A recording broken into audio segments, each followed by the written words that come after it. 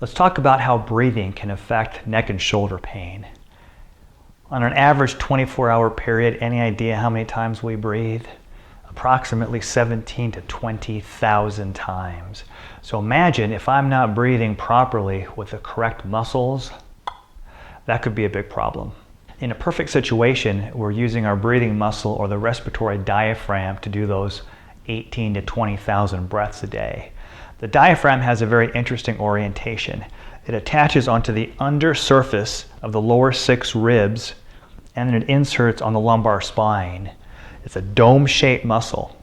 And when we breathe in and out of our respiratory diaphragm, it flattens out and it pushes the abdominal contents out. That's why when we're breathing in and out of our belly, we know that we're using our respiratory diaphragm. Now we have other muscles that are accessory breathers.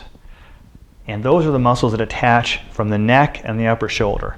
Now let's just say we ran a mile or we're out of breath. Now, I'm exaggerating, but you can see I'm firing up the muscles of my neck and upper back and shoulder to elevate that rib cage to bring more air in. So not only am I using my respiratory diaphragm, but I'm using the accessory breathing muscles.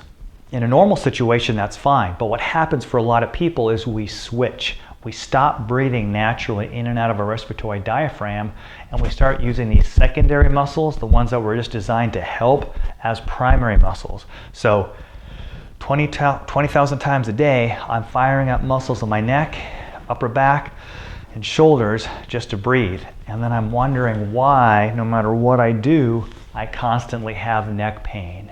So you must learn to breathe in and out of your respiratory diaphragm. Basically breathing in and out of your belly. So it's time to take a test. Let's see how you're breathing. So what I want you to do is to go ahead and lay flat on your back, comfortable, pillow underneath your knees, and take one hand and comfortably rest it on your belly, and the other hand resting on your upper chest. Now, just quietly close your eyes and breathe. Feel which hand is moving. Is it the hand over your belly? Or is it the hand over your chest? Now in this example, this poor guy's breathing in and out of his chest. So what's happening is that even though he's calm, quiet, and relaxed, he's still using those accessory breathing muscles as primary breathing muscles. So even though he thinks he's being relaxed, he's actually feeding into his tightness of neck, shoulder, and upper back. So what does he need to do? He needs to shift and breathe in and out of that respiratory diaphragm. Sometimes what helps is if you put a little bit of weight or a little bit of pressure on your belly so that the respiratory diaphragm has something to push against. But you know you're breathing in and out of your respiratory diaphragm when that hand slowly elevates up towards the ceiling and then back down again. Another reason why breathing out of your belly is so important is that it affects the nervous system. Everyone's heard of fight or flight.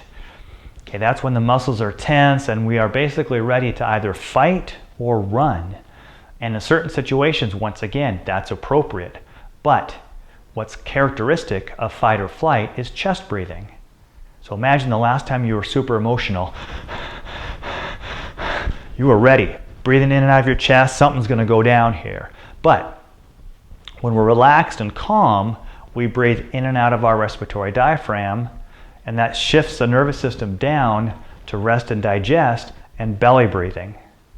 Now imagine I'm not in fight or flight mode, but I continue to breathe in and out of my chest. So what I'm doing is I'm biasing my nervous system to always be a little bit on the tense side. So that could be another reason why you're constantly feeling like all your muscles, maybe not just your shoulders, are always tense. So 15 minutes daily of diaphragmatic breathing, maybe even before you go to bed, is a great way to relax that whole nervous system. So incorporate that into the mix, whether you have shoulder pain or not, and even after your shoulder gets better. It's a nice meditative way of calming things down, kind of releasing that pressure valve by belly breathing or diaphragmatic breathing.